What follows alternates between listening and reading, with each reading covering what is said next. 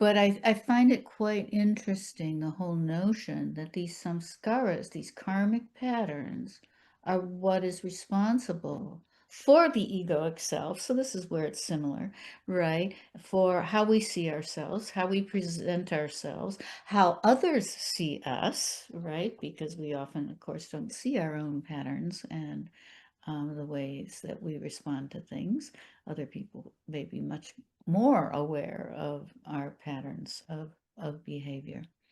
So I just find this an interesting thing to think about. It's like so much of who and what we are, we know is biologically determined, right, by our genes and just by our physiology, um, by what we eat, all the chemical interactions within us. And and then others will say, so much of what we are is psychological. But really in yoga, it's like, yeah, it's all simply patterns. And patterns of what? Patterns of the life force energy, patterns of the love force. And what is the love force? It's a um, less it's a subtle expression of the ultimate limitless love.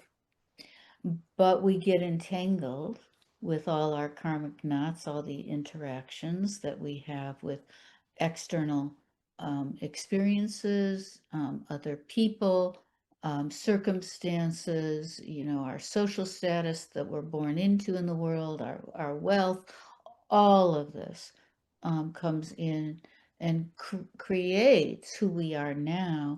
And all of this is karmically determined. So the complexity is so vast. And what I like about thinking about all this in terms of samskaras and karma is that whereas some people will say it's all chemistry, it's all biochemistry, right?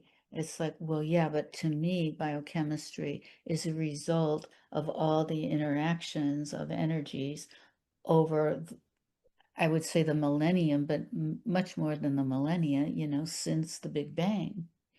And so I'm just going to invite us to pause right now. And as silly as it sounds, let's trace ourselves back to that very beginning. And we'll call it the Big Bang. I mean, we don't really know, do we? But that appearance of something out of what appeared to be nothing. But instead of going forward from that, let's just play along and see if we can move backward. Now, I'm sure I'm going to skip a billion steps because there are billions and billions of steps, and there's no way, right? But just feel into yourself now, your sweet little beautiful, in this case, all these beautiful female goddess-like forms sitting in front of the screen. And feel yourself where you're seated and get a sense of your physical body. And then feel the energy that vibrates throughout it, that actually the physical body is this vibrating energy. It just, as it vibrates at a more dense level, there's a sense of density, a sense of form. At least there's a mental perception of that. And for most of us, a very, very strong belief that we are this solid material thing, object, right? And so just kind of get in touch with that and then think of, if you can, imagine all the systems within you that are somehow operating together in sync to keep you going, you know, all the gears and pulleys in your own system, your respiratory system, your cardiovascular system, digestive system, immune system, the neurochemical system. And then think of the organs through which these systems operate: the heart, the lungs, the intestines, the colon, the skin, brain, the kidneys. Again, I'm going to leave a lot out. That's okay, because we got a lot to cover. And then think of these organs and just visualize them. You know, you visualize them, right, as some kind of solid masses. But again, what are they made out of? And what did it take to form a heart? It took chemicals, took electrons and neutrons. And then it took the heart operating within a system, operating together with the lungs, with all the other organs, the brain, the gut. So any one particular organ, which is vibrating life force, is dependent on all the other organs, both to function, right? The heart has to pump blood through the arteries, and the blood has to be cleansed, cleaned, and created, and etc. Right? So just imagining all of that, all of this supported by a bone structure, a skeletal system, a muscular system. And so this one individual you is comprised by one individual heart, two individual kidneys, etc., each of which are composed of multiple cells with various functions. Many of those cells could serve the function in another organ if they were needed or transplanted. But form upon form, being dependent upon form, but all of it being dependent on things moving, operating in sync, in gear with one another.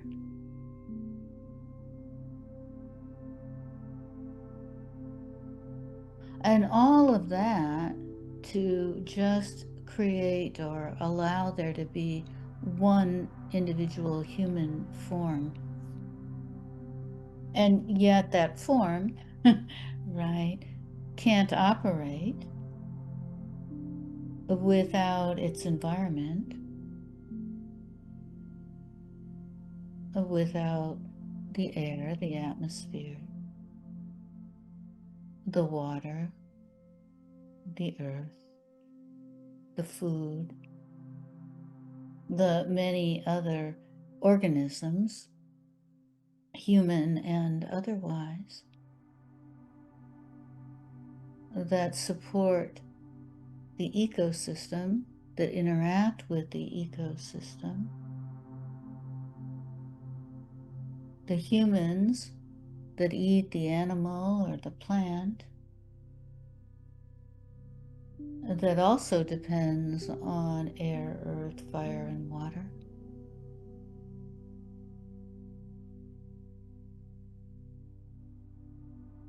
arises from those things.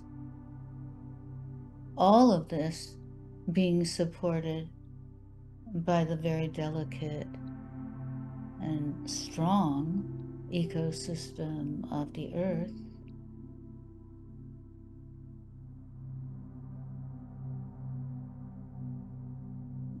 which has fire at its core, like the cosmic flames of the sun, which is dependent on the sun, which is dependent on the orbiting of the planets, which are dependent on the orbiting of the galaxy, spiraling orbiting of the galaxy, which is dependent upon and interacts with the unthinkable number of other galaxies.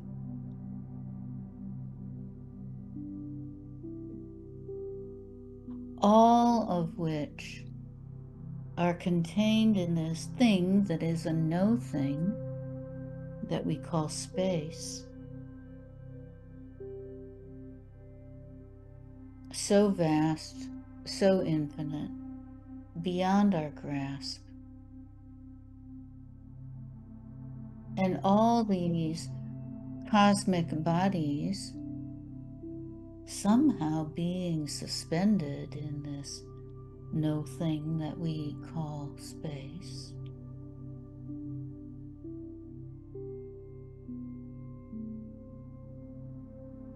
And taking it backwards, it's as if this huge, vast, immeasurable beingness that we could call the cosmos or the universe, it all arose out of a no point, a no place, a bindu point. And the Big Bang that arose out of it was pure energy. And from that energy, somehow,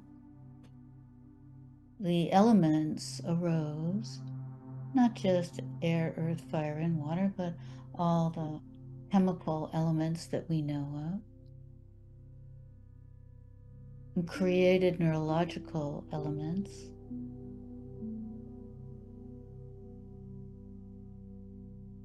So that out of this pure, unformed chaos, an order came with the appearance of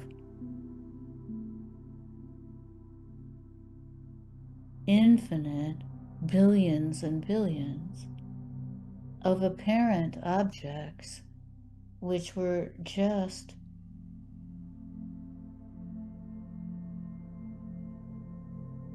what? Just manifestations out of this nothingness that suddenly is everythingness. From pure energy, things got distilled into kind of gas, and eventually to what appears to be material. And from the infinite, cosmic bodies arose, suns with other bodies orbiting around them. And on those bodies, other bodies within. Planets like our Earth were formed. And on one of those planets, anyway, what we think of as life arose. Of course, human life is, to me, a very narrow definition of life. All of this is life. All that we described, all that we are. And when the original humans, if there were such a thing, came into being, so many factors contributed to the births of each one of us. So much time had to pass, so much knowledge, so much evolution. Food and shelter, the needs for those turned into community, nations, government, structures.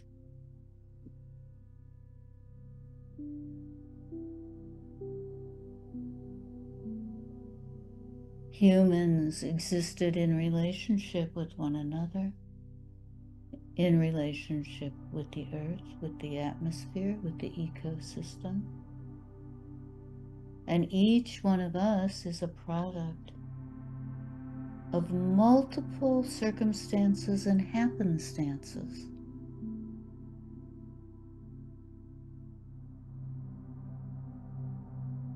And all of this has to do with our karmic unfolding.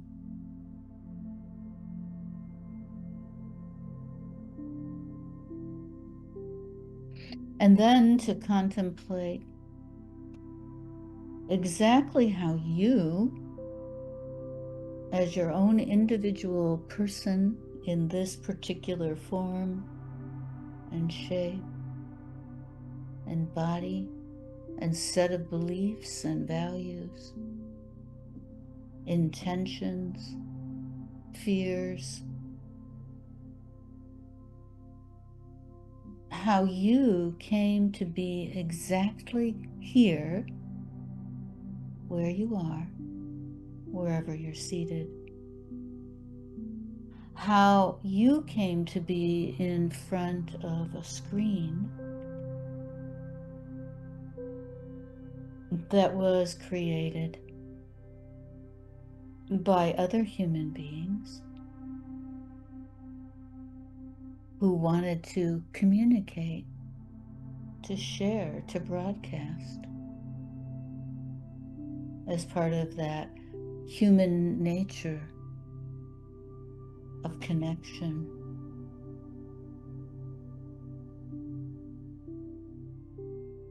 And just to try to ponder the amazing circumstances your mother and your father had to meet. They had to, something had to bring them together, some desire, some love, for you to be created and born into the home that you were born into the culture, into the country.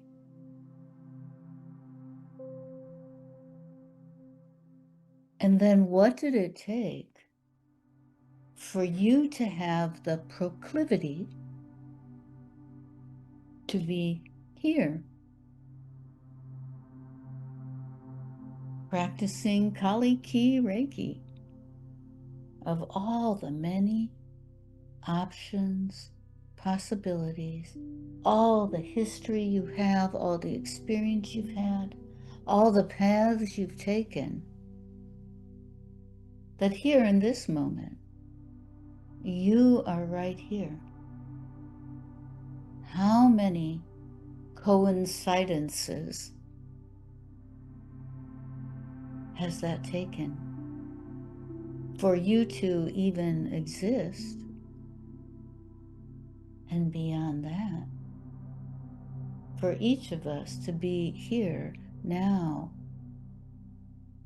not physically together, but connected, not through a screen, although that may assist, but energetically connected.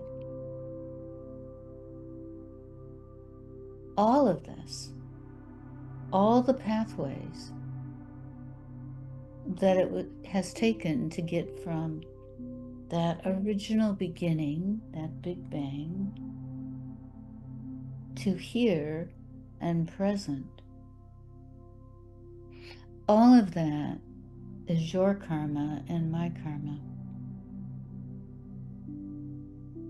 suggesting our karmas are intertwined, and indeed they are. And perhaps we're here together to assist one another in untying the knots that bind us, the karmic knots that keep our minds and hearts from expanding, that prevent us from releasing the gnawing of old pains and old longings, that prevent us from knowing and abiding in the deeper understanding of what we are, which is no different than that vast spaciousness, than that Big Bang of pure light exploding, forming, and eventually returning to the great nothingness that is potential everything. Any barriers of languaging or conceptualizing that prevent us from simply experiencing the truth that we are the energy of the love force. We are the energy of that which is limitless and which is love. So many knots to unfurl, to simply abide in what we truly are.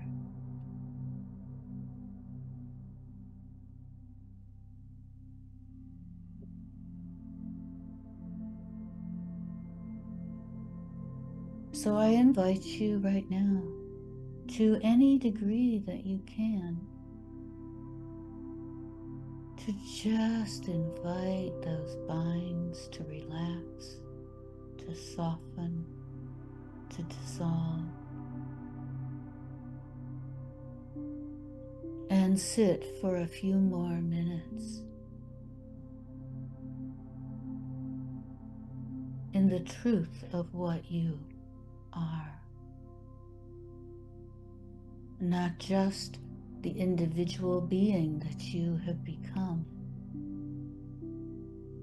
but the infinite cosmos, the infinite space, which is also what you are.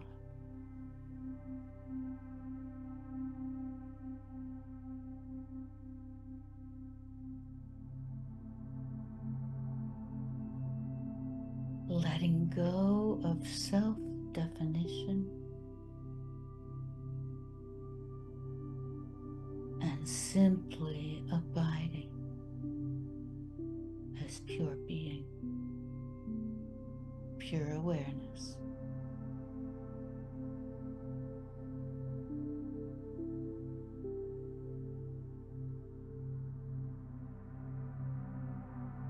Pure, limitless love.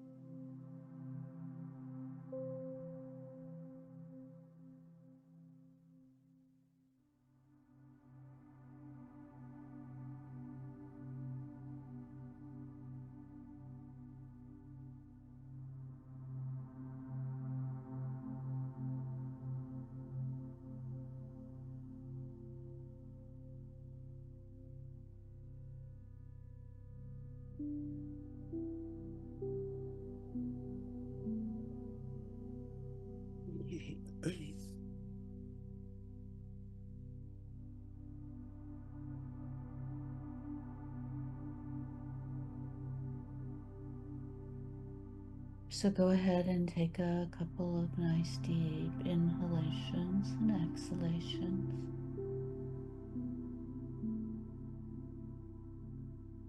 And honestly, we could drive ourselves nuts trying to think of all the conditions that had to be met in order for us to be here now. And yet it is those conditions that bind us and prevent us from being, resting in, abiding in our true nature.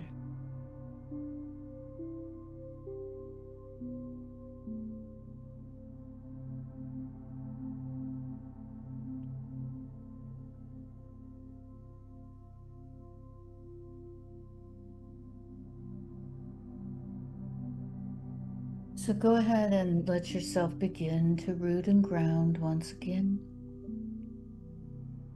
Coming back into this body, this form,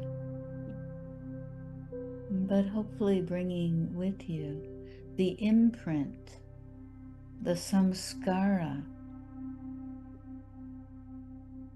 of connecting with true source.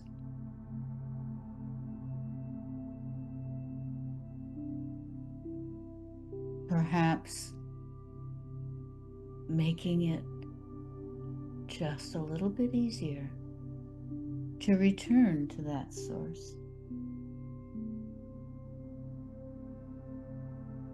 the next time you contemplate it.